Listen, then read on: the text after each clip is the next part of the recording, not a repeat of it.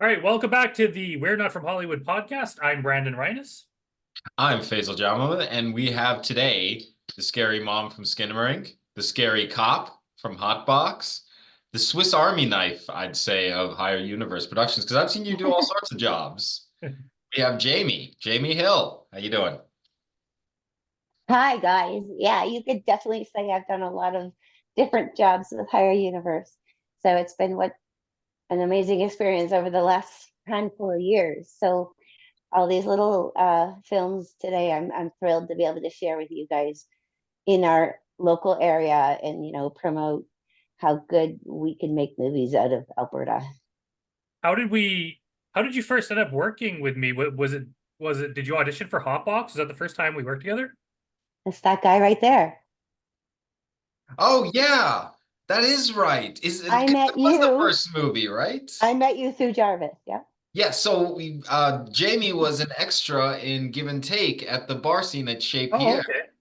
Um, Yeah. and so take it from there. What went on from there? Because Julie was at that same shoot. I don't think Brandon was I there. met Julie. Yeah, I met Julie.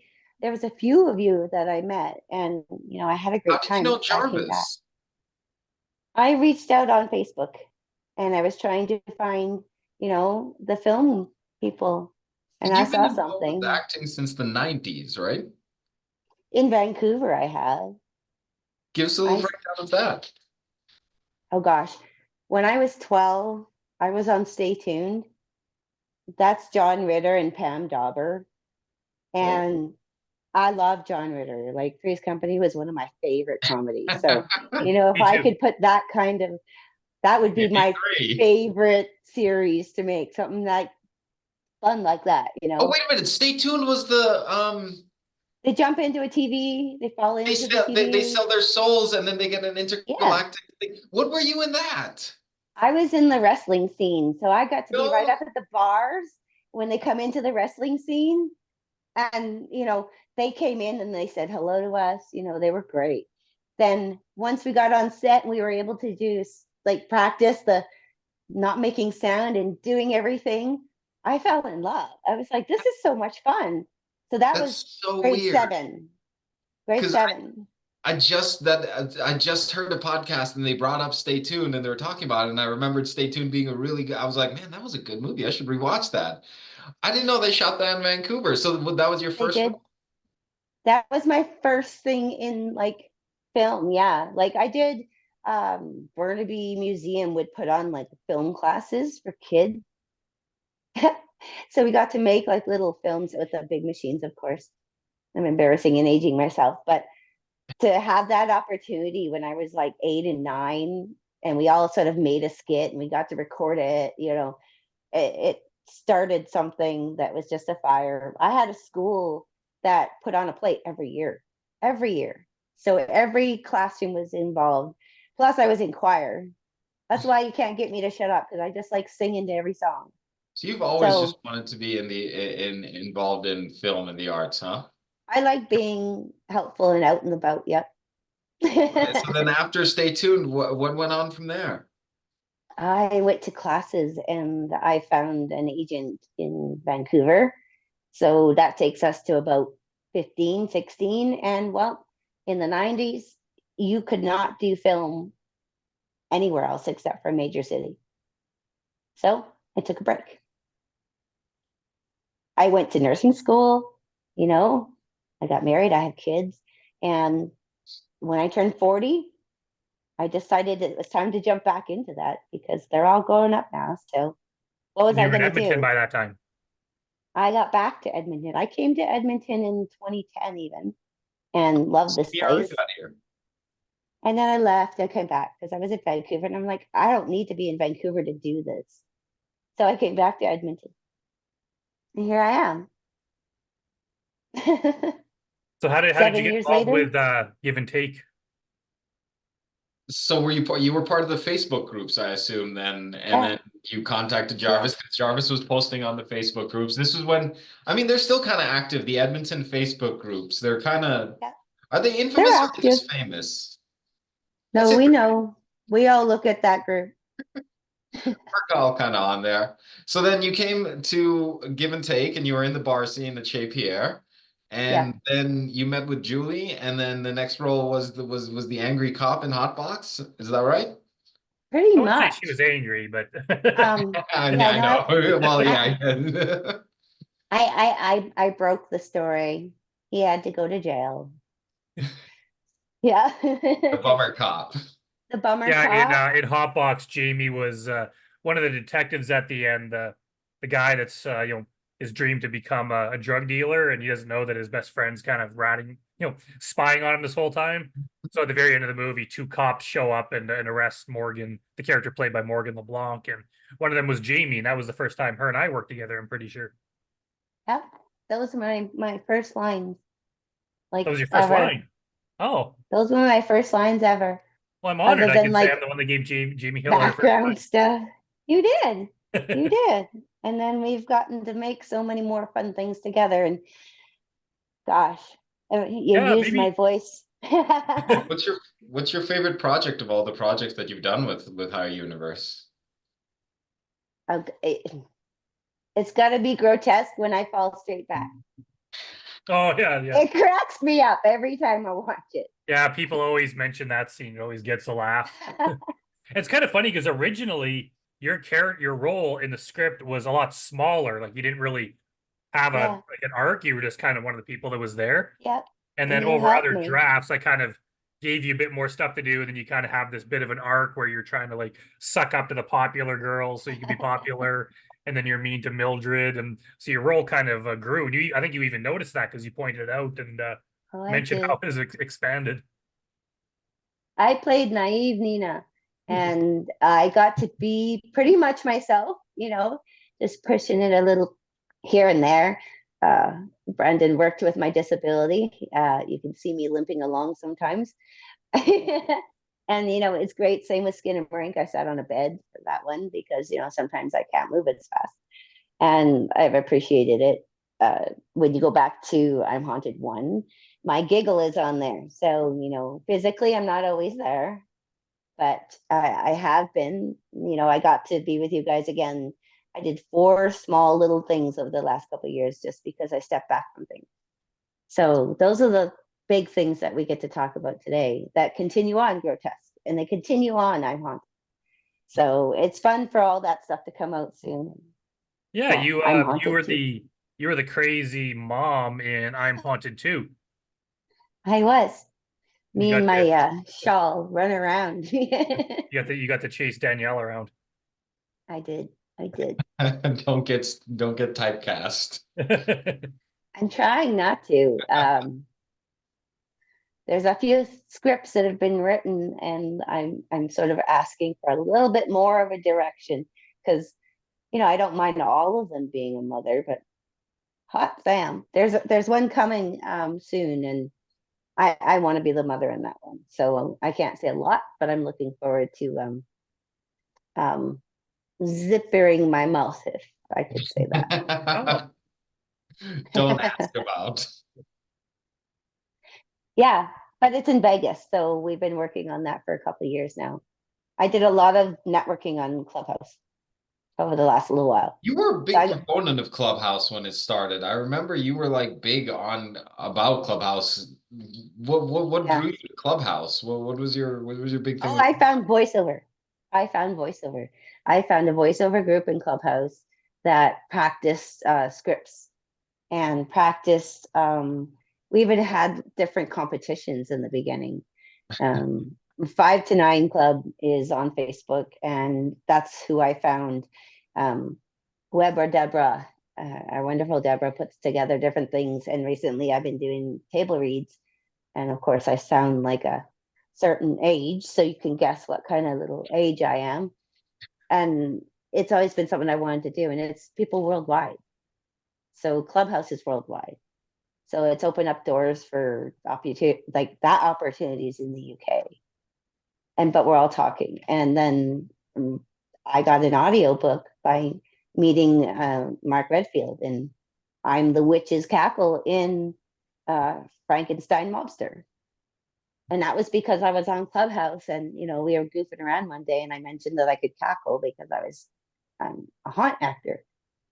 Well, You did. You I mentioned didn't. you could cackle in I think I mentioned in the last podcast, but do you remember when you like gave your like sh scary shriek at the cemetery where we were filming the I short? do. I was so excited to show you that because that was right around when that was happening. Wa- That was wa- birthday party. That was the birthday party, your 1 minute thing.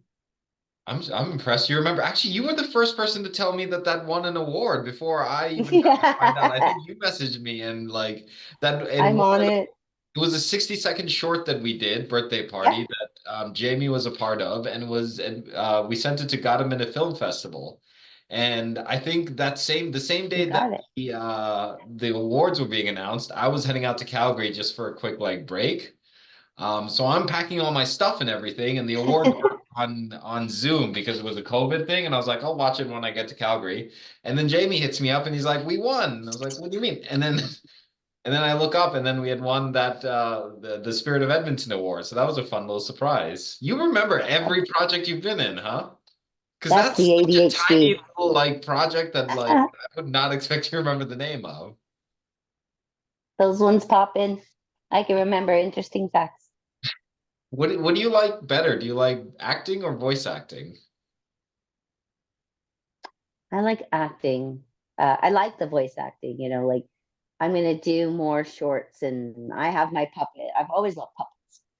Um, my puppet's like a big girl. Well, Marionettes or like she's just a hand puppet.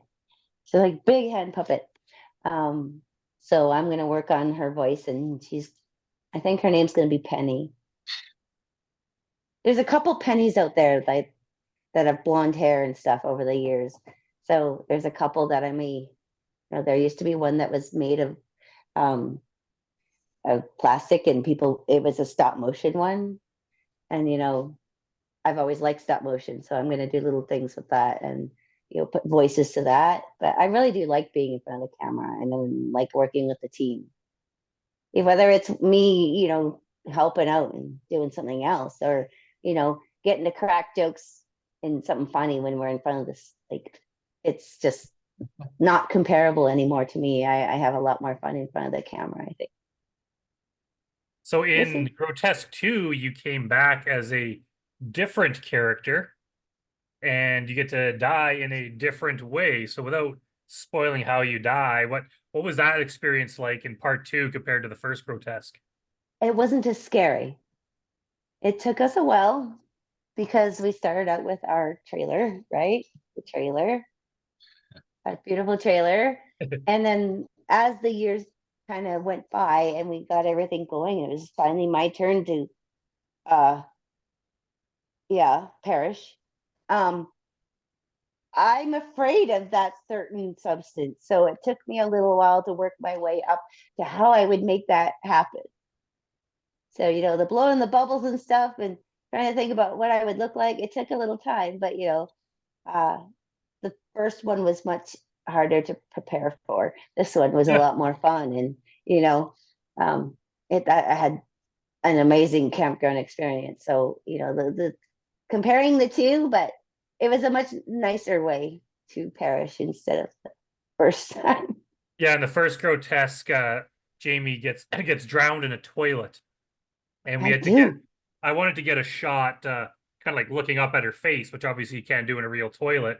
So I think it was like a few weeks or a month later or something. We came back on a separate day and we bought a fish tank and filled it with water, and then we sat It's the on top same. of a couple It was the buckets. same day.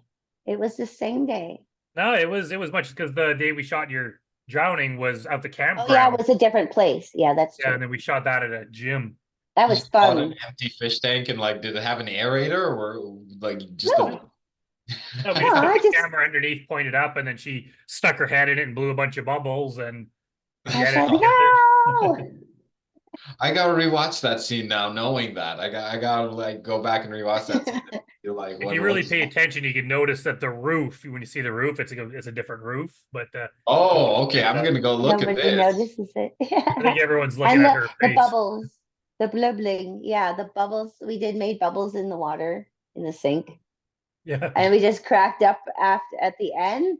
I had this little, and we just cut, and it just died. It was just a funny little sound. And I'm like, oh, this is what I got. So you mentioned you're doing stop motion. Are you starting to move into like making film yourself, or is this just like a small project you're doing on your own?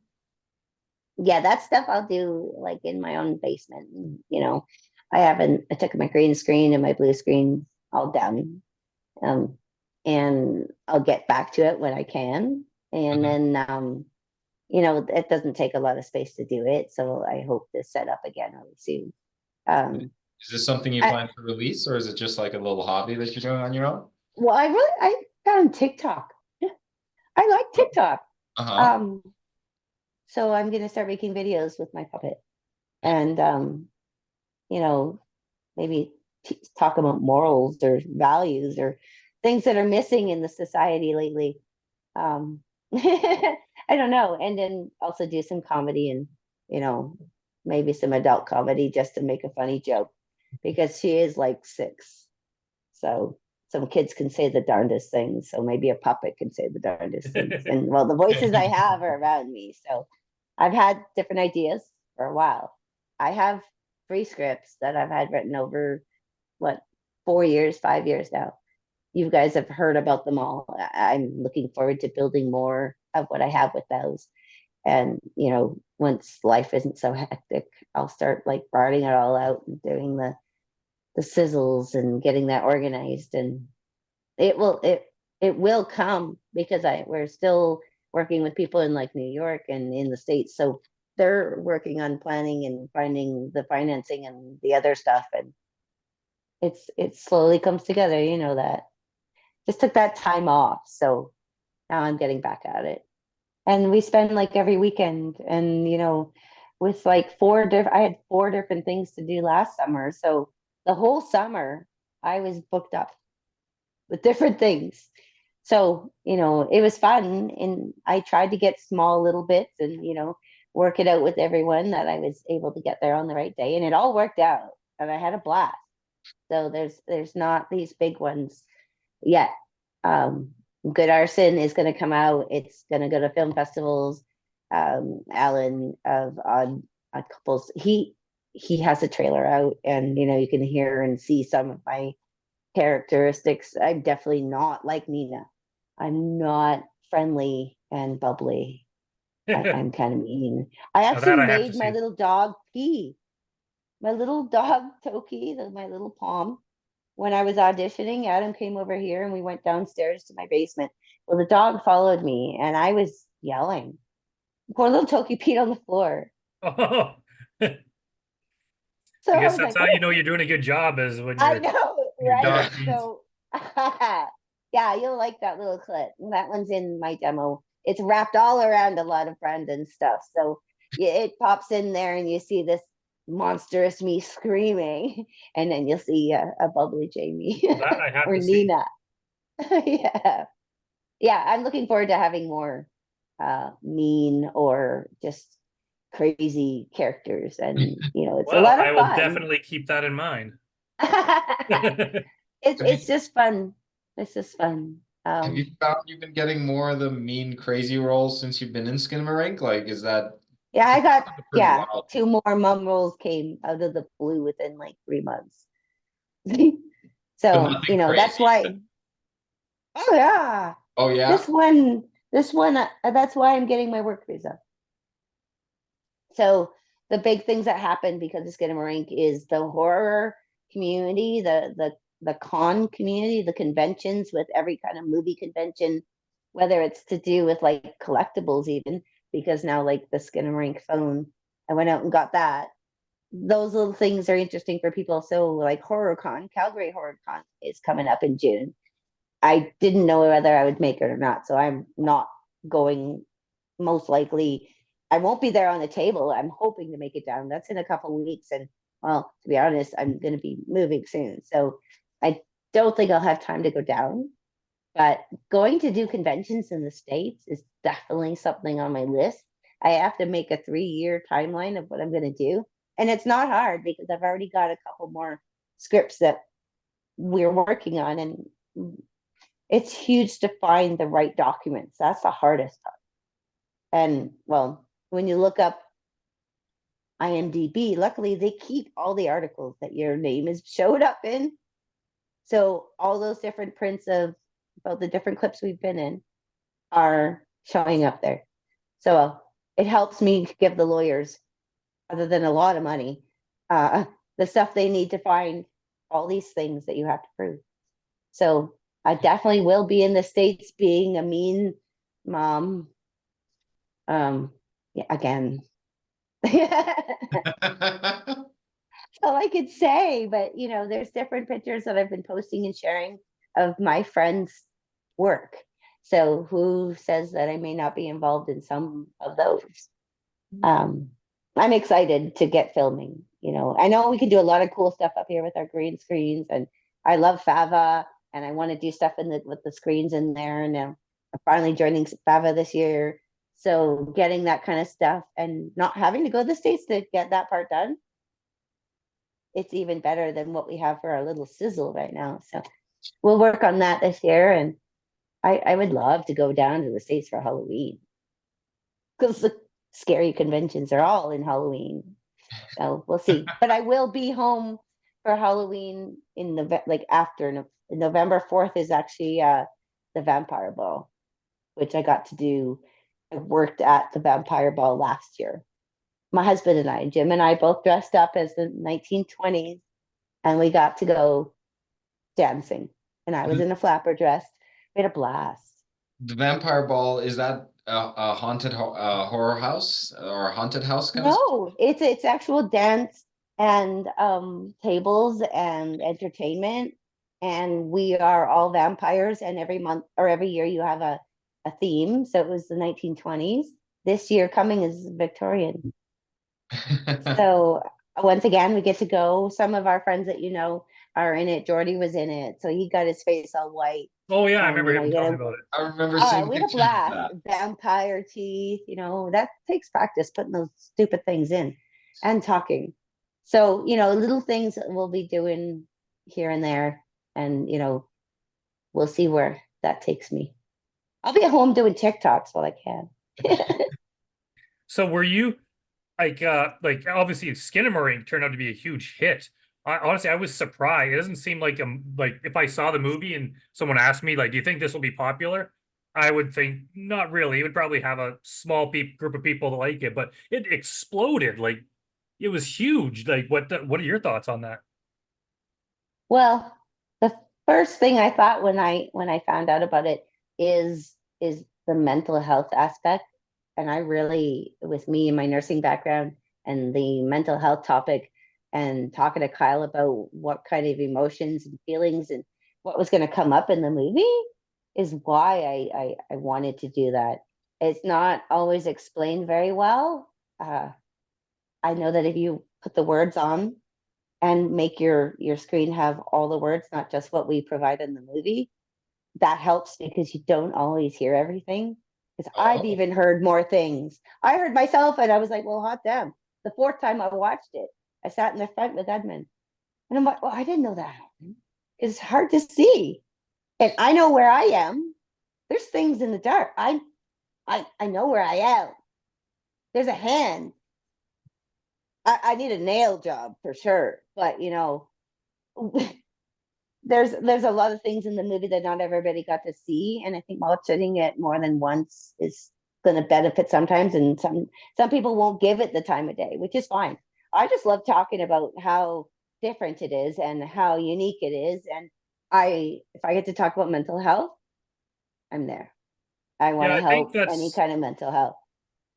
I think it was just the fact that it was so different is what attracted people to it. Because this Hollywood horror movies, like the Conjuring, Blumhouse type movies, and they could be good Yeah. too. But I think it's just people like you keep doing that over and over and over again, years on end.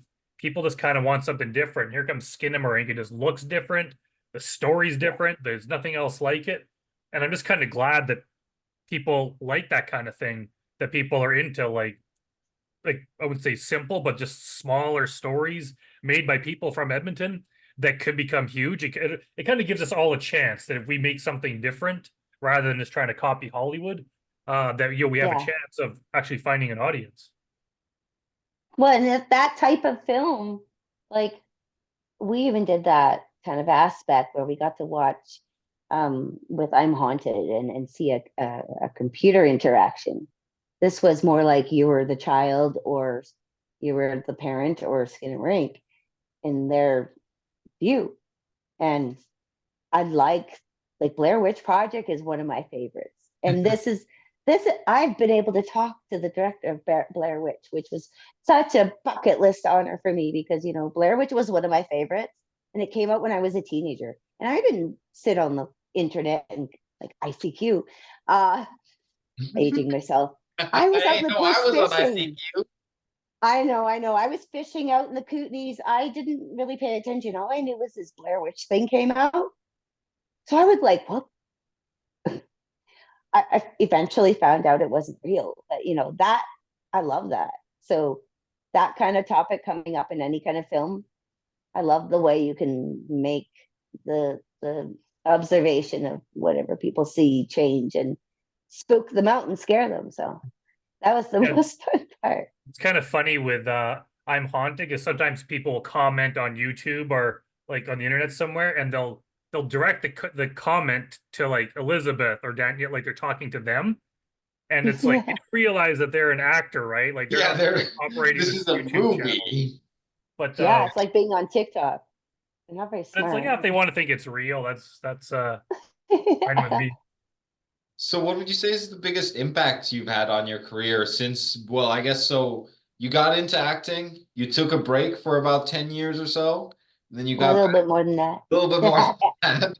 You got back into it, you got into the indie scene, and you had this big hit that like took you to like worldwide fame. We can say worldwide fame. I'm gonna say worldwide fame. Took you to worldwide fame, and now you're still back in the indie scene. You're still like contributing to the scene that you came up with. What would you say is the biggest career impact around you, or what's the biggest thing you've taken away from that? I don't really want to leave the indie set and No. the closeness of all that necessarily. I'm becoming union and everything is kind of scary because I really do like spending my time around my home and doing those things. The thought of moving and I'm going to get something little so I can travel around, and I'm going to come travel around, and it doesn't really matter where I go now because I'll set it all up. But I don't think I'll ever stop doing some indie, especially with you guys, because it's sort of been my life. And, I finally look like a grandma. I'm getting there. Mhm. So aging myself, and I'm finally getting this roles that I'm a mom and I'm a grandma instead of like this stage I was stuck in. So I hope to travel around, but still be an indie no matter where I am. But you never And know, really, if I have something big, I'll do it. and Oh, you could yeah. call it typecasting, but to be honest, like I've said it before, that like it's like if you want to find actors in their 20s, there's like There's a 30,000 of them hundred in the thousand industry. of them. But Yeah. but as they get Right. older, like even trying to find like a mom character, all of a sudden there's like five in all of Edmonton. And if you want like a grandma, that's the problem we had with the Gray House. We were trying to shoot that, and we need a an old lady, and there just isn't there isn't anyone that looks like an old lady. Like it's so No, so it's kind of like if you could just age with that and always be playing that character, it's like that is definitely in demand, especially around here. that's a piece of advice I picked up from like I had a mentorship with a director a while back, and they had a little talk with me and stuff, and I was talking to them, and they were like, "Do you know the biggest secret to making it as an entertainer in Canada is just stick around. Like eventually everybody drops off, and then there's nobody left to play the older roles. There's nobody left to play like the mid-age Yeah. roles. Yeah. So like if you Yeah. just stick around, you'll find your place." That's right. So, Clubhouse, I met Tommy Jackson, and he's brilliant with all the advice and loving things that he shared on Clubhouse with us. And he said the same thing. He says, "You don't need to go traveling around, Jamie. Get popular where you are and grow yourself there, and eventually everybody will know who you are." And this was, early COVID times. So it's been a few years. And I even got to see Tommy on Instagram. And he knows who I am. You hear my voice on Clubhouse, people know who I am. And I use the same picture. So everybody knows who I am. And, to get to high five people, to know that after that much time and, hard work and just trying to help my friends get their stuff out, it's also my stuff. And it's also Edmonton. And it's also Alberta and Canada. So I'm advocating for stuff. I'm having fun. I'm promoting my local community and my families. So I don't want to leave and I don't want to stop what I'm doing. I just want to add to it. Yeah. That's kind of what we named our podcast after. It's kind of it's almost, I would say it's like a cop out, but a lot of people, they want to move on to Vancouver, LA, where there's more opportunities. But it is kind of like, oh, you're just like using your own hometown to kind of get some credits, and then you're gonna like ditch everyone. So I kind of have respect for people that are like, I love it here. I love what we're doing. I want to keep doing this. Right? Yeah. Well, because What? we get to be the next Hollywood. Like if people stick around here long enough that we can develop a scene that works, then that we take that mantle. We're the ones that create the jobs. Yeah. Yeah. That's Be with kind of like, Alberta booming right now. it'd be kind of like telling your group of friends that you're only hanging out with them until you meet cooler people. Then it's like, come on, who Yeah. wants to be with someone like that? It's like, I want Hey people guys, I'm that just gonna let you know, once the cool friend comes, I'm out of here. Yeah, see you guys. I don't need you anymore. You're not really that cool. Yeah. Yeah, And there's I'm a lot not of that people kind of move. person. They do. They do. How many friends have moved to Vancouver? Yeah, and a lot of like it doesn't. There's not a lot of success stories, I would say. Like I know some of the people I'm friends with, they've moved there, and then it's super hard. It's Just super little, expensive. little. All of a sudden, Yeah. it's not fun anymore. It's like it's all business, and meanwhile, we're just Yeah. here having the time of our lives making indie stuff for basically no money, but like we're making really cool things that are popular and having a blast doing it. So we're there is an advantage to what we're doing. Yes. There's no trade-off basically. There's not like I don't feel like I'm giving up anything per se. Gosh, Yeah. no, I've lived in Vancouver. I don't want to go back to, I'll visit. I'll visit. I'll go a few months every year to different places. Must be nice. That's really what I would like to do, a snowbird thing. But I want to go to Vancouver and I want to go to Halifax and I want to go to like maybe Florida and Vegas. That's it. I like being in our little Alberta and we can turn around and go see like sand dunes. We can go to the mountains. We can go to the lakes. Why would I go Tell them away? I that can they'll see start coming everything. here. That's the They biggest are. secret. Is like you can shoot anything here. You can. You And can. also, And there like your dollar goes a lot further too, right? If you come here with it certainly does. one American dollar, that's like a dollar At 25. 500 Canadian dollars. So what's the That's a biggest piece of advice that you'd probably want to give to like be getting involved with the media, getting involved with acting per se? I think the biggest thing I've been telling everybody is just don't be afraid to say hi, because I wouldn't have met anybody without looking on Facebook and saying hi. So Yeah. don't be afraid. Stop stopping yourself and go for it, because a dream may take a while, and just reach for the stars, because I don't think you could do anything you want, and I don't think you can stop yourself unless you really want to stop yourself. I think you could do it. So I just tell everybody, keep on going, keep on trucking. It's like finding Nemo, keep on swimming, even though I don't like swimming. I'm bubbling, drowning. Wow, we're just down to about a minute left, so we got to wrap it up here. But yeah, thanks for talking to us, Jamie. It's you've been kind of one of our main staples in Higher Universe since the beginning. So we hope to work with you many times again, and hopefully you'll get opportunities to tour the States as well. All right, we better wrap it up here. We're about to run out of time. So thanks for being on the show, Jamie, and Take care, we'll you talk to you guys. soon. All right. All Take it right. Bye for easy. now. Bye. I'll text you again. See ya. Yeah.